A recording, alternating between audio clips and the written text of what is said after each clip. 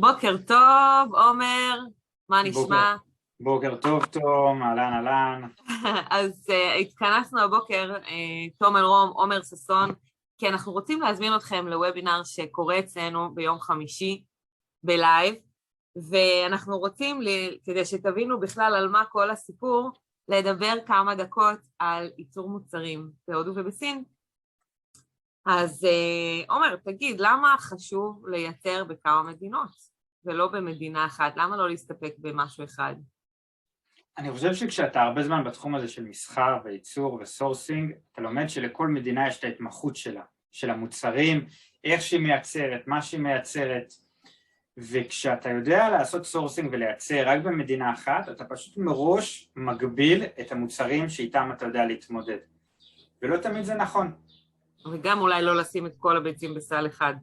לגמרי, העולם משתנה ואף אחד לא יודע. פתאום אזור אחד נכנס למלחמה, אתה בדיוק, לא רוצה איפה שיתייקר נכון, לך. חשוב לפתוח את כל האופציות.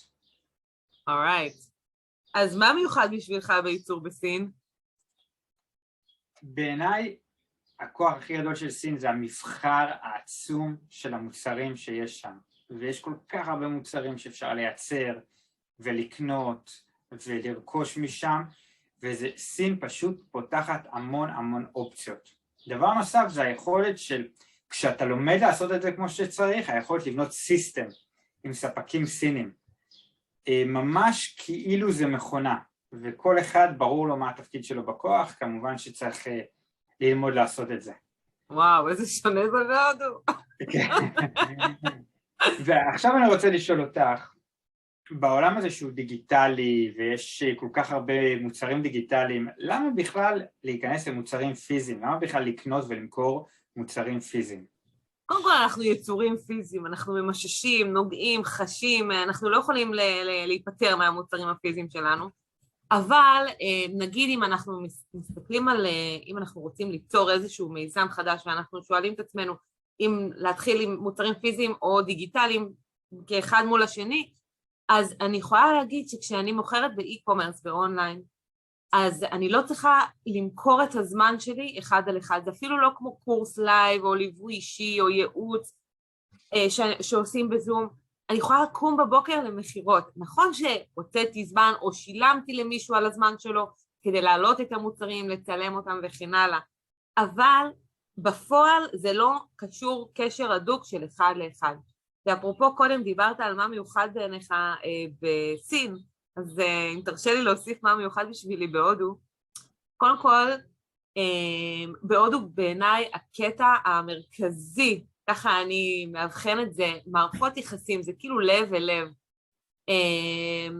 למשל, כשהתחלתי ב-2013, היה להם חשוב לעזור לי להתחיל, לתת לי מחירים סיטונאים, למרות שאני לא קונה בכמויות, כאילו לתת לי את האפשרות של, כאילו אנחנו בעדך, אנחנו רוצים שתגדלי, וכשתגדלי ותהי גדולה, תבואי ותמשיכי לקנות מאיתנו. אז זה גם הראייה שלהם לטווח ארוך, וגם, אני קוראת לזה פשוט מערכת יחסים. והמערכת יחסים הזאת גם באה לידי ביטוי כשאני שם הם מזמינים אותי לצ'אי, וכשאני לא שם הם שולחים לי את כל החג שמח על ההולי וכולי. זאת אומרת, זה ממש ממש, נגיד בקורונה, כשהתקשרתי לספקים שלי בווידאו, הם כל כך העריכו את זה.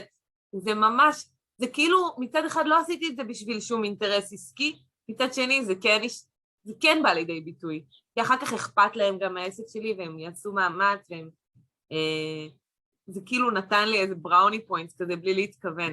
אז מערכות יחסים בהודו. וגם עוד דבר אחד, שזה ארץ שהספציאליטי אפשר להגיד, זה מלאכות יד, מלאכות עתיקות, דברים שכאילו הם גם כמויות קטנות שאפשר להתחיל איתם, שזה אמרתי קודם, אבל גם האפשרות לייצר משהו שהוא לא לגמרי אינדסטריאל, מפעלים קטנים, עבודות יד, תשומת לב לפרטים, זה הפורטה המדהים בעיניי בהודו. זה לא רק, אבל זה פורטה, אחד מהפורטה של הודו. אז אנחנו רוצים להזמין אתכם להצטרף אלינו לוובינר, שבו אנחנו נסרטט לכם את הדרך הנכונה למצוא ספקים, כשאנחנו רוצים לייצר מוצרים מרחוק, כן, מבלי שתצטרכו לטוס לסין או להודו בעצמכם, והדרך הזאת תחסוך לכם הרבה זמן, ובעיקר תמנע מכם לשרוף כסף במקומות הלא נכונים. וואו, וואו, כמה כסף אפשר לשרוף במקומות הלא נכונים לגמרי. המון. מה שנקרא, ניסיון שנרכש בדם, יזע ודמעות ומלא מלא כסף. אז יאללה, יום חמישי, 8:00, ה-23 ליוני. להגיב על הפוסטים. אפשר להירשם פה למטה, להגיב כאילו, ואנחנו נשלח לכם לינק להרשמה. See ya. See ya.